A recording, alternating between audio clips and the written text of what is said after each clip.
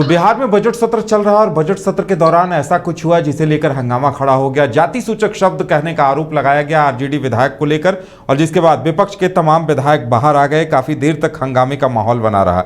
विवेक हमारे संवाददाता उस वक्त वहां मौजूद थे, सीधे चलेंगे उनके पास। विवेक, क्या कुछ हुआ पूरे मामले में और क्या कुछ कहा गया अंत में?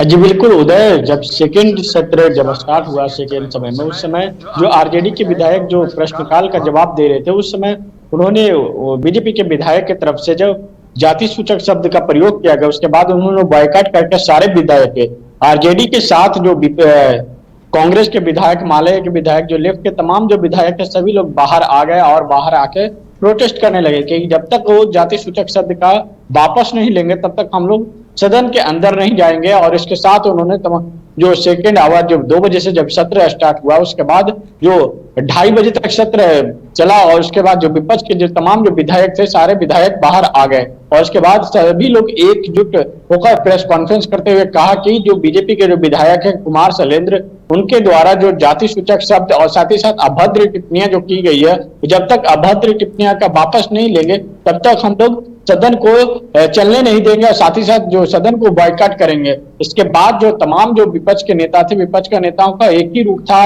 और ऐसे में देखना होगा कि कल जब सदन की शुरुआत होती है तो कल क्या क्या मुद्दे छाए रहते हैं। ऐसे में जो कही जाए तो अभी जो नेता प्रतिपक्ष हैं तेजस्वी यादव, वो सदन में दिखाई नहीं दे रहे। यानी कि जब से बजट सत्र का जो शुरुआत हुई उसके बाद एक दिन उन्होंने अपना भाषण दिया, उसके बाद जो तेजस्वी यादव है, तेजस्वी यादव अपना जो जन विश्वास यात्रा पे आज से निकल गए हैं 29 तारीख तक, माफ करिएगा उसे बढ़ा दिया गया, 1 मार्च तक वो जन विश्वास यात्रा पर निकले हुए हैं। और ऐसे में जो तेजस्वी यादव को नदारद कराना, कहीं न कहीं जो कही जाए तो बजट सत्र को एक तरीके से जो ध्यान आकर्षण और जो प्रश्नकाल जो होता है, सारे बातों से गुजरना पड़ता है। और ऐसे में साफ तौर पे कही जाए तो तेजस्वी यादव को वहां पे रहना एक बड़ी भूमिका थी, लेकिन तेजस्वी यादव अभी जो है नदारद है। ऐसे में उनकी भूमिका को जो है आरजेडी के जो विधायक हैं भाई वीरेंद्र और उसके साथ साथ और जो भाकपा माले के विधायक महबूब आलम और कांग्रेस की तरफ से शकील अहमद खान, ये लोग उनकी भूमिका को वहां पे निभा रहे हैं। और साथ ही साथ जो अपने विपक्ष के द्वारा जितने भी मुद्दे हैं सरकार को घेरने में लगी हुई है।